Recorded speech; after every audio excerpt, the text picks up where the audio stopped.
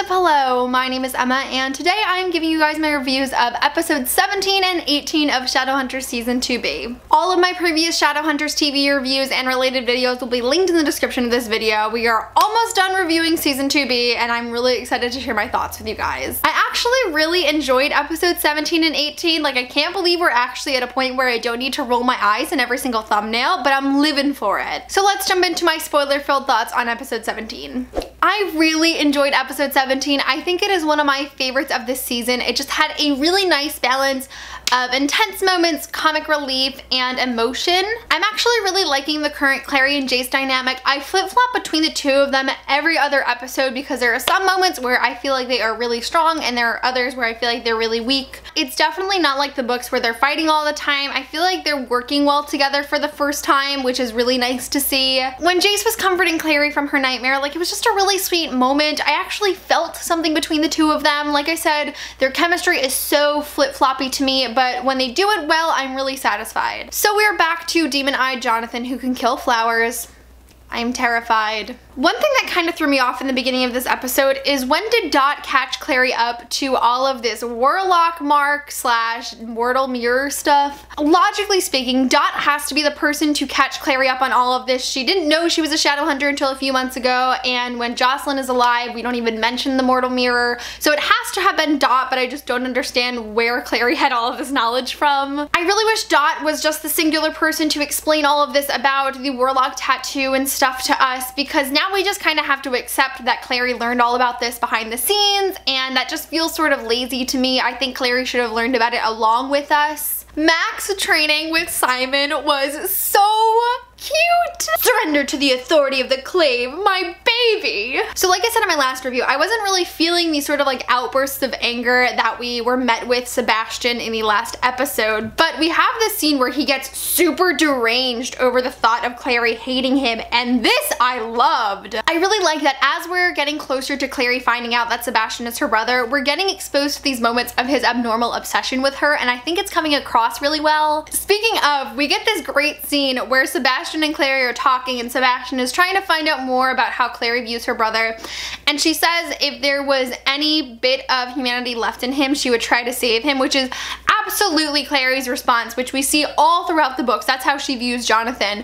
And then he kisses her. I was not expecting that. Like, I knew it happened because when it was live on TV, everyone was tweeting me about it, and it obviously had to happen at some point, but it did not. Like, I was shocked in the moment because that moment was all about Sebastian believing that Clary would accept him, and I can totally see that in the moment, especially with this version of Sebastian, he would have more of a reaction to it. So although it's like gross because incest, obviously no one is pleased about that, I think, you know, television-wise, fiction-wise, with their storylines, it was the right moment for that to happen, and I was really pleased with the way it came across. Again, not happy that Clary and her brother are kissing, but for the sake of the story, it was really well done. So the Mortal Mirror is introduced as a compact mirror. I'm glad they kept Lin as the Mortal Mirror. I just felt like it was like so pointless to go off on that direction just to be turned around. I mean, I guess it's showing that Shadowhunters have flaws and they can be wrong, but it was just, it was dumb and unnecessary. So this is like my last point for my review of episode 17, and I know that this one is a little bit shorter, but I kind of view that as a positive thing because I was so enthralled by this episode. I was really engaged with what was going on. I thought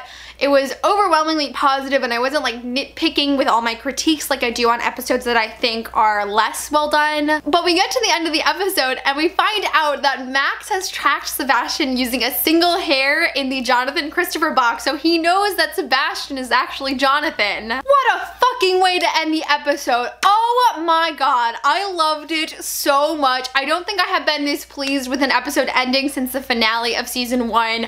I was shooketh to the core. That was just such a fantastic way to end this episode. Like, I could not click to watch episode 18 fast enough. I think it was just such a great decision. I love that Max is playing a bigger role in Sebastian's storyline than we have in the books, and even though it is still sort of similar because Max is the one who sees somebody climbing the demon towers, this is a little bit more direct. I'm so pleased with the ending of this episode. Overall, episode 17 really impressed me, and like when Shadowhunters impresses me, like I'm totally satisfied. I really love it when they can blow my expectations away. I think all around it was a better structured episode, and when they have these better structured episodes, everything sort of seems to be better, so I really enjoyed it. Now let's talk about episode 18. So this episode really starts out as Maya and Simon walk in on this wolf attacking a mundane. So everything I'm gonna say about this has no relevance because it was my initial reaction to something that was wrong, but my immediate reaction is they just introduced Jordan. I screamed at the top of my lungs. I paused the video so quickly, like I needed time to process it. I was hyperventilating. I was like so excited that they introduced Jordan and it's not Jordan.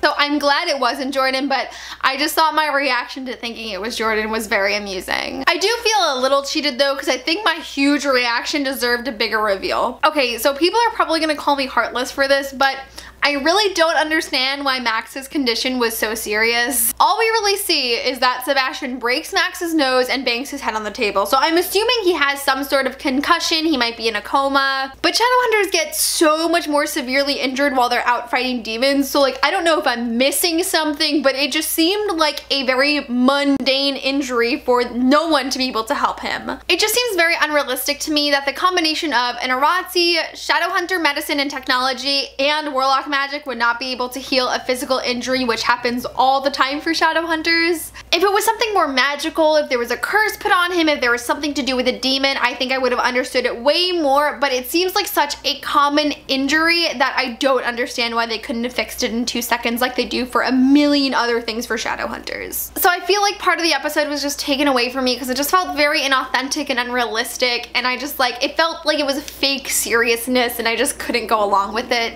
Also, another thing, why are these Shadowhunter human props suddenly dressed as security guards to protect the Institute? Shadowhunters wear gear. They literally have a designated outfit that's already been established in the show that they all wear to protect them from dangerous situations.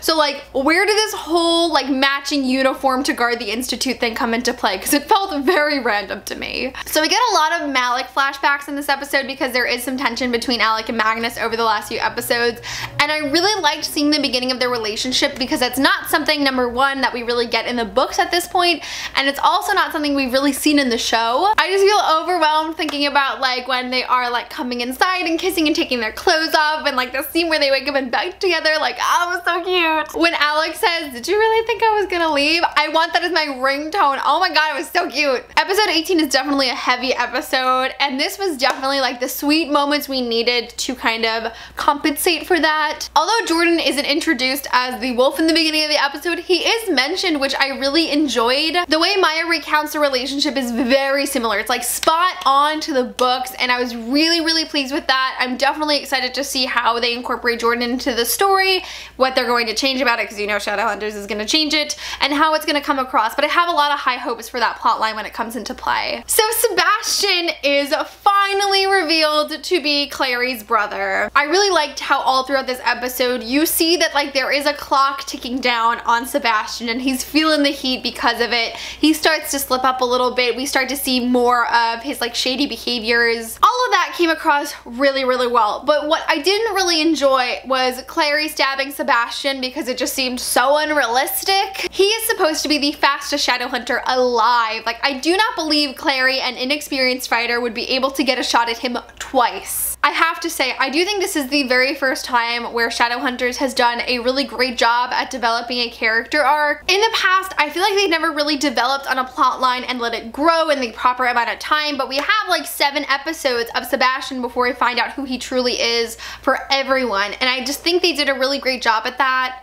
I will give credit where credit is due. I think they did a really good job with Sebastian, even though there are some changes I don't agree with. So the last part of this episode we get is that Luke's partner is spying on him and finds out that he's a werewolf. All I will say about this is they need to drop this NYPD detective slash cop plotline. I don't even know Luke's partner's name. They had a very minimal part in episode 11, and there was like one other scene before that, but other than that, like, they're so unimportant. I have said from the beginning, making Luke a cop was a big mistake. That is such a work-intensive job, and it does not make sense that he would have all this free time to hang out at the Institute and the Jade Wolf, and it's so unrealistic and unimportant, and they need to do away with it because it's not contributing anything to the show. So overall, I loved episode 17 and I really liked episode 18, and while I still have my critiques and I still think the writers are dumb sometimes, I think it's coming across really well. Definitely let me know your thoughts on episodes 17 and 18 of Shadowhunters Season 2B down below because I would love to discuss it with you guys. But that is it for this video. Thank you guys so much for watching, and I will see you tomorrow as I post my final Shadowhunters review